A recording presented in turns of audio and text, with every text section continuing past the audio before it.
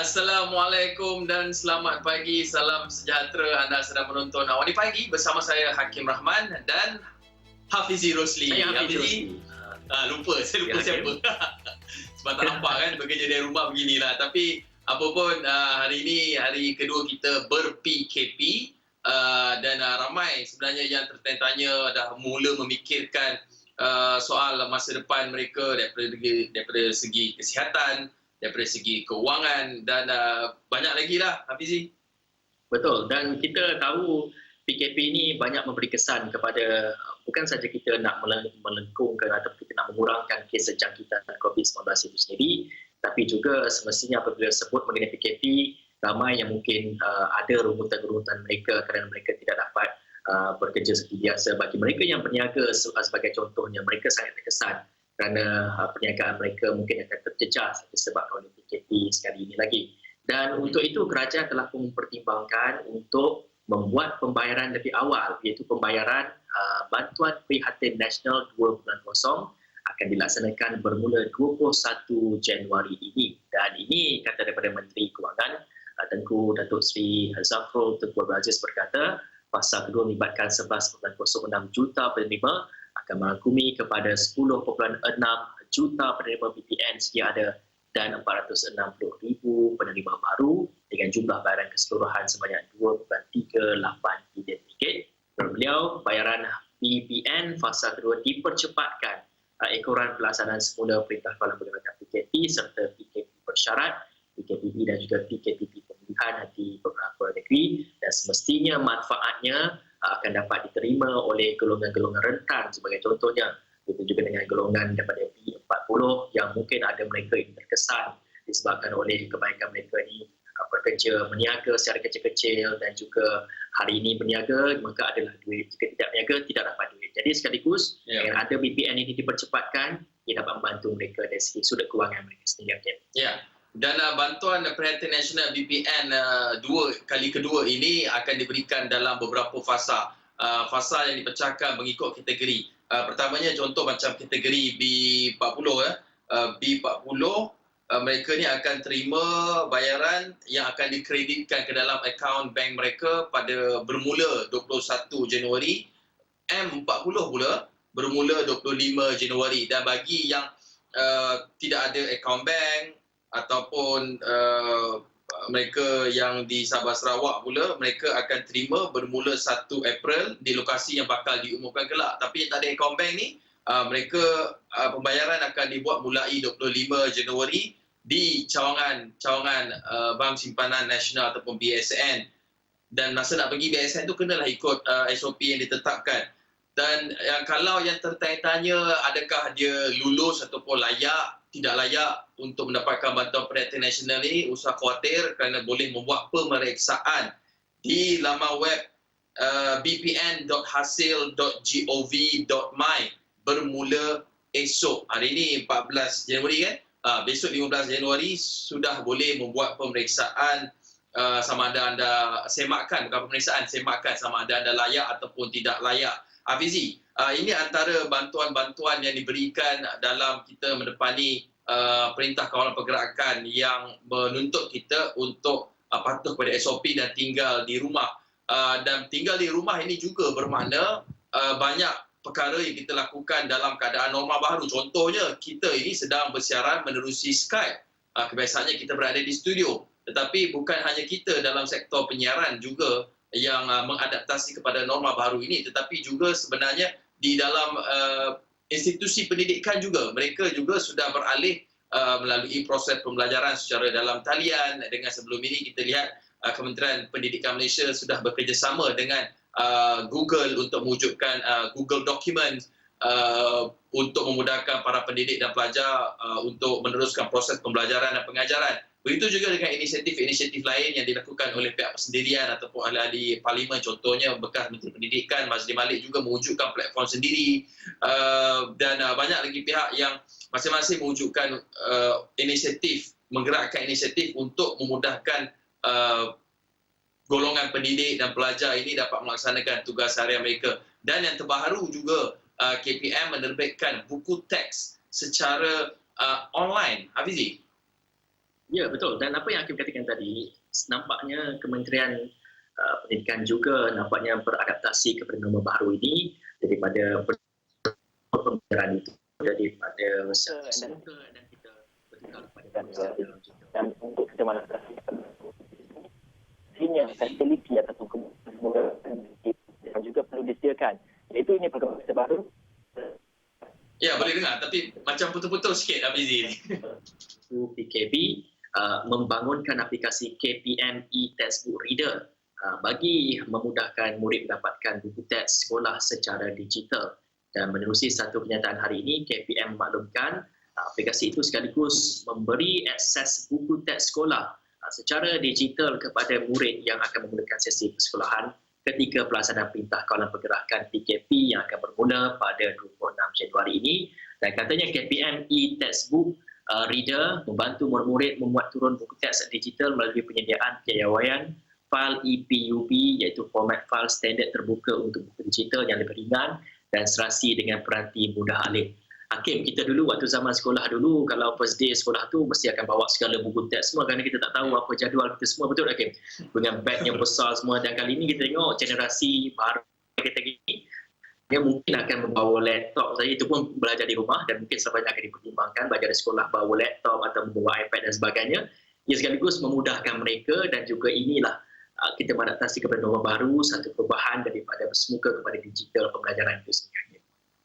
Ini satu perkembangan ataupun inisiatif yang baik sebenarnya yang dilakukan kerana kita sedar pandemik COVID-19 ini telah membuka mata terhadap sistem yang ada dan juga membuka ruang dan peluang untuk penambahbaikan untuk kita bergerak ke hadapan.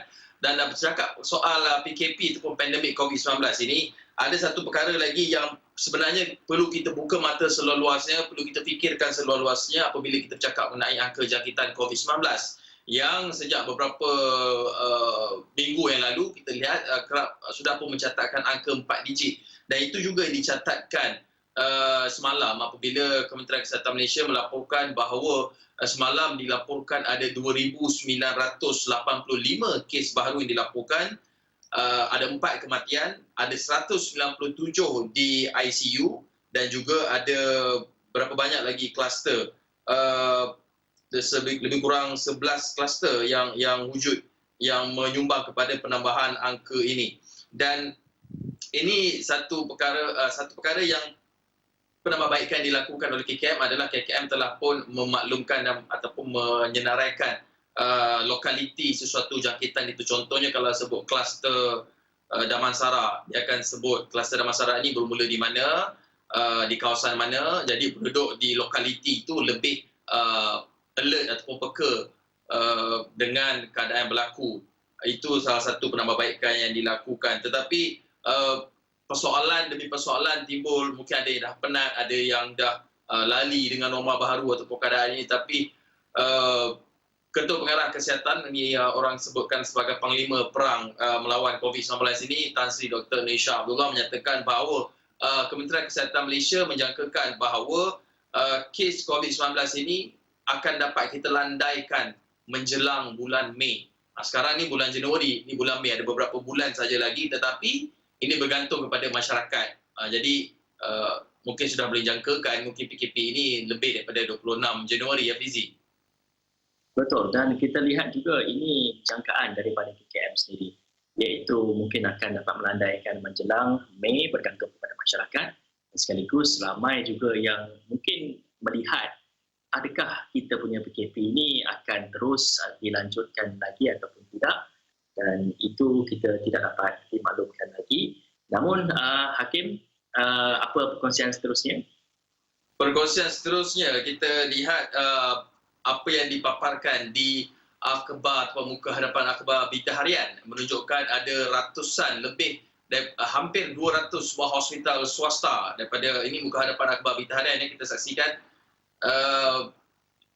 Apa yang dibincangkan oleh Perdana Menteri Tan Sri Muhyiddin Yassin dengan penggiat ataupun pemilik hospital swasta di mana mereka bersedia, ada 100 berapa, 90 berapa, 97 ini yang menyatakan mereka bersedia untuk menampung pesakit-pesakit COVID-19. Kerana kita tahu sekarang ini fasiliti Kementerian Kesihatan Malaysia sudah hampir mencapai kapasiti maksimum, sudah tidak mampu lagi menampung jumlah pesakit positif COVID-19, dan sebagai langkah susulan untuk menampung, untuk memastikan fasiliti ataupun sistem kesihatan kita terus berfungsi, Kementerian Kesihatan Malaysia telah mencadangkan dan sudah pun mula dilaksanakan iaitu kuarantin di rumah bermula 1 Januari lalu. Ini bagi pesakit COVID-19, mereka yang positif tahap 1 dan juga tahap 2, maksudnya mereka yang tidak bergejala. Kerana kita bermaklum, sebelum ini dilaporkan lebih 70% kes COVID-19 adalah asymptomatik ataupun tidak menunjukkan sebarang gejala. Tetapi dalam masa yang sama juga, pesakit-pesakit yang diarahkan kuarantin di rumah ini akan diberikan panduan dan penilaian. Bukan semua orang yang positif kena kuarantin di rumah, hanya mereka yang mempunyai kemampuan, maksudnya kemampuan dari sudut mempunyai bilik yang tersendiri. Maksudnya kalau satu rumah tu ada 3 bilik, 2 bilik je guna, 1 bilik tak guna.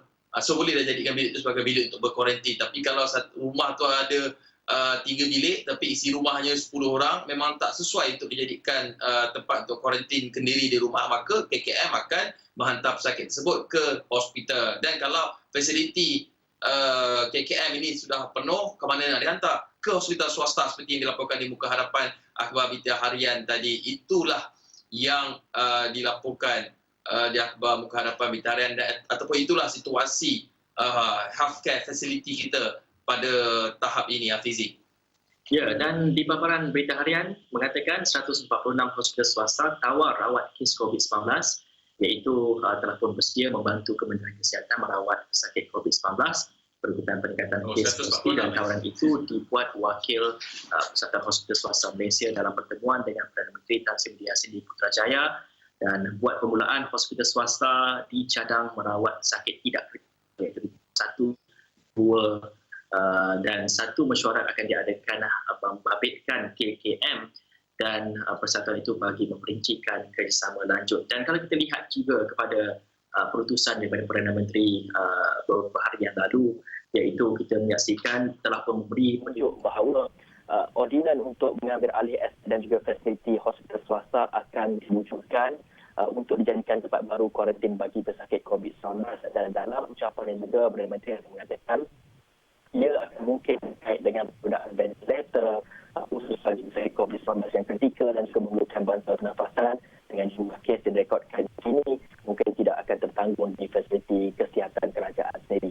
Dan itu melihat kepada keadaan darurat itu adalah kepentingannya melihat kepada keinginan untuk kita mendapatkan kerjasama daripada kesihatan. Ya.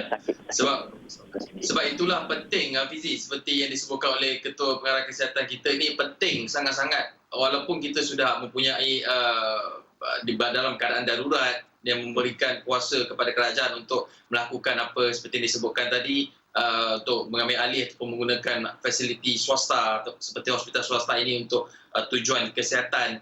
Tetapi penting juga untuk kita ingat, ini bukan bermaksud kita boleh leka, kerana seperti yang dikatakan oleh Ketua Pengarah Kesihatan, tempoh 2 minggu ini, 2 minggu waktu kita ber-PKP ini, orang kata apa, tempoh yang bagi kita yang tinggal di rumah mungkin agak sengsara kerana tidak boleh melakukan aktiviti sosial, tetapi sebenarnya penting untuk membantu mereka dalam mereka yang dikategorikan sebagai frontliner ini dan juga fasiliti kesihatan.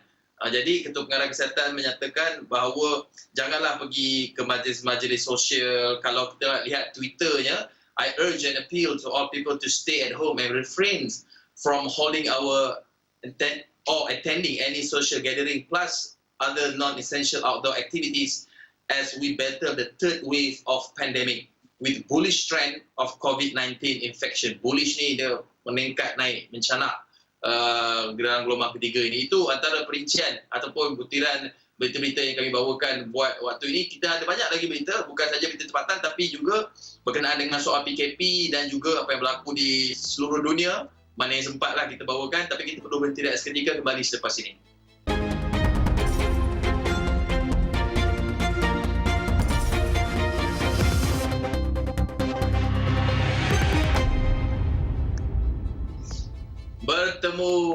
Bertemu kembali dalam Awal di Pagi bersama saya Hakim Rahman dan juga Hafizi Rosli. Hari ini hari Khamis 14 Januari, besok hari Jumaat. 15 Januari. Boleh cek dah BPN. Dan esok juga sebenarnya biasanya untuk kaum lelaki beragama Islam menunaikan solat Jumaat. Tetapi sebabkan kita masih sudah kembali ber-PKP di beberapa buah negeri ini, tak bolehlah pergi sembahyang Jumaat seperti kebiasaannya ketika kita dalam tempoh PKPP ataupun PKPB. Dan kalau negeri-negeri yang berada dalam fasa PKPP seperti Perlis dan Sarawak, bolehlah ke masjid dan surau. Tapi dalam kita tempoh ber-PKP ini, Perintah Kawalan Pergerakan sehingga 26 Januari nanti, masjid dibuka. Cuma bukan semua orang boleh pergi. Dan hanya terhad kepada ahli jawatankuasa masjid dan surau sahaja yang dibenarkan pergi ke masjid dan surau lah. Itu bagi negeri-negeri yang ber-PKP. Yang ber-PKPB pula, kelulusannya dibuat mengikut penjarakan fizikal dan sekurang-kurangnya 1 meter. Maksudnya melihat kepada kapasiti masjid. Kalau surau ataupun masjid itu mampu muatkan 500 orang, tetapi dengan jarak fizikal hanya boleh muatkan 200 orang. Itulah SOP yang perlu ditetapkan. Dan ini salah satu lagi perkara yang mungkin Hafizi pun boleh pertimbangkan, iaitu akad nikah. Orang cakap akad nikah time PKP ni lagi jimat, tak payah jemput ramai-ramai orang sebab ada SOP dan boleh buat secara online. Tetapi bagi majlis akad nikah, ianya akan dijalankan secara sidang video. Siapa yang terlibat? Pasangan yang dapat kebenaran dari tarikh temu janji akad nikah di pejabat agama ataupun pejabat ataupun pengurusan masjid. Ini syarat-syarat yang ditetapkan. Kalau di Sabah pula bagaimana Hafizi situasinya bagi masjid dan surau? Ya, kalau di beberapa negeri lain kita melihat juga sepertinya di Selangor tidak kita cakap tadi, di Sabah sebagai contohnya turut menangguhkan aktiviti solat Jumaat di masjid dan surau sepanjang tempoh PKP. Bagaimanapun ahli qaryah wajib melaksanakan solat fardu zuhur bagi menggantikan solat Jumaat di rumah masing-masing. Dan katanya juga solat fardu 5 waktu secara berjemaah di masjid dan surau dibenarkan, namun dengan kapasiti terhad iaitu 5 orang sahaja dan terdiri daripada ahli jawatankuasa masjid dan juga surau terpabit. Kalau kita nak sembahyang Jumaat, kita kena melebihi 40 jemaah, dan kalau sembahyang solat 5 waktu ini, apa yang dikatakan cukup 5 orang saja pun dah cukup. Dan ini perkembangan di Sabah begitu juga dengan di Johor, solat fardu 5 waktu, solat Jumaat dibenarkan di semua surau dan masjid dengan jumlah jemaah dihadkan kepada 12 orang saja sepanjang PKP. Hakim, berapa lagi sektor-sektor ekonomi ada yang dibenarkan beroperasi dan juga ada yang tidak dibenarkan beroperasi? Anda boleh saksikan di laman web kami di extraordinary.com. Kedai dobi layan diri ikuti ramuan antara operasi yang dilarang. Anda boleh bacakan perinciannya, begitu juga dengan taska pendaftar bahawa JKM dibenarkan beroperasi. Keterangan semua ada dalam laman web kami di astroawani.com. Okay. Ya, dan hakikat bahawa ada beberapa sektor yang dibenarkan beroperasi ataupun yang tidak dibenarkan beroperasi ini mungkin ada terlepas pandang, mungkin ada yang contoh macam kita Hafiz di sektor penyiaran ini. Waktu PKP yang pertama kita termasuk dalam essential atau services ataupun sektor perkhidmatan perlu.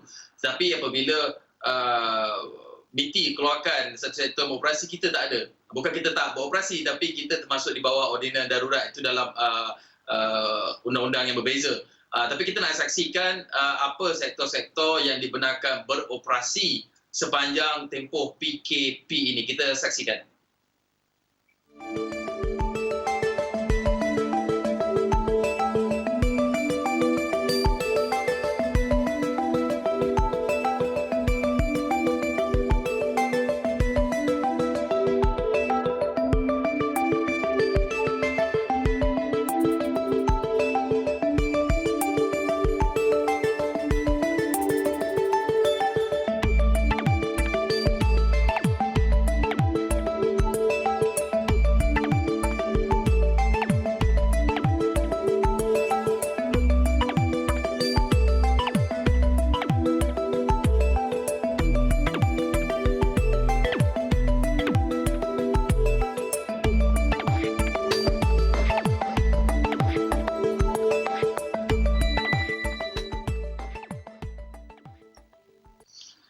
Itu antara sektor-sektor yang dibenarkan beroperasi, sekaligus kita menyaksikan bahawa bagi mereka yang masih lagi terpaksa keluar akan dapat menyaksikan perbezaan. Kemarin sebelum PKP Selasa tu petang tu jam penuh jalan raya, sesak penuh dengan kenderaan, tapi hari ini sudah lengang seperti juga dilaporkan di Muka Harapan Akhbar The Star. Akan lengang juga, tapi butirannya nanti kita akan bawakan dalam butiran jam berikutnya. Cumanya dalam kita ni memikirkan nak makan apa, nak buat aktiviti apa waktu orang kata bosan ber-PKP, ada tempat-tempat yang sebenarnya mereka tak sempat pun nak rasa bosan sebab mereka berhadapan dengan satu lagi bencana, iaitu bencana banjir. Bencana banjir seperti yang dilaporkan ni, kita lihat info daripada Jabatan Kebajikan Masyarakat, kita lihat setakat ini ada 5 buah negeri lagi yang masih lagi terjejas akibat banjir, melibatkan 16,322 mangsa daripada 4,517 buah keluarga. Dan mereka ini ditempatkan di Pusat Pembinaan Sementara PPS, ada 178 semuanya. Dan seperti biasa, kita nak tengok negeri yang paling teruk terjejas ini sebenarnya adalah di negeri Pahang. Ada 126 pusat pembinaan sementara dibuka. Itu perincian mengenai banjir. Tetapi satu perkara yang mungkin sedikit melegakan adalah pertemuan antara Yang di-Pertuan Agong dengan Ustaz Abid Liu, Hafizi. Ya, betul. Dan semalam ini satu berita yang menjadi tumpuan jugalah, kerana kita tahu Yang di-Pertuan Agong bersama dengan Maisuri selalu turun padang melawat masa-masa banjir dan sebagainya. Dan yang menarik perhatian adalah selalunya apabila Raja Permaisuri Agong sendiri turun ke berjumpa dengan rakyat-rakyat ataupun turun padang bersama dengan masa-masa banjir, ini ada saja resepi atau masakan yang akan dimasak beliau. Dan juga beliau selalu berkongsi di Instagram iaitu air tangan tumpuk Azizah. Saya tengok memang berselera betul lah. Tambah lagi kita punya Permaisuri sendiri yang masak semestinya menggembirakan hati mangsa-mangsa banjir ini. Dan Ustaz Abid Liu juga sebelum ini banyak memberikan bantuan, banyak menghulurkan dari segi bantuan, dan kepada masa banjir beliau juga nampaknya turun berkesempatan untuk memberikan bantuan dan sebagainya. Dan akhirnya semalam mereka ini bertemu dalam satu ataupun di satu kawasan yang dilanda banjir itu. Dan visual ni ataupun foto ini semestinya satu pengalaman yang indah buat Abid Liu. Begitu juga dengan kita melihat dua insan yang sentiasa turun padang apabila mereka bertemu sekali. Satu perkara yang manis lah juga. Ini satu perkara yang baik, tapi satu orang kata apa, sejarah jugalah kan.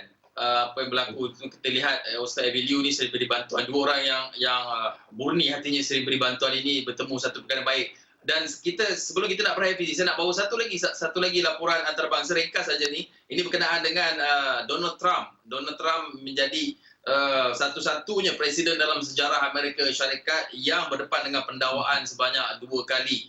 Okey, cerita dia sebenarnya Trump dah nak lepaskan jawatan dia sebelum Joe Biden ambil alih. Tetapi sebelum nak lepas tu, Senat sudah buat pengundian untuk memecat Trump. Sekurang-kurangnya ada 5 wakil Republikan dalam Dewan Amerika Syarikat telah menyatakan mereka ni akan undi untuk singkirkan Trump pada Rabu ini. Tetapi ini mungkin tak sempat kerana pada waktu itu Joe Biden sudah pun orang kata apa, mengangkat sumpah sebagai presiden. Cumanya kalau Senat menyingkirkan Trump, apa yang Trump akan rugi, Trump tak akan dapat pencen. Itu ringkasannya. Tapi butirannya akan bawakan dalam rutin awal ini jam-jam berikutnya, dan juga di laman web astroawani.com dan semua platform media sosial Astro Awani. Macam-macam ada dekat dalam astroawani.com. Tapi buat waktu ini sekian saja. Saya Hakim Rahman. Saya Hafiz Rosin langsung daripada rumah. Assalamualaikum warahmatullahi wabarakatuh.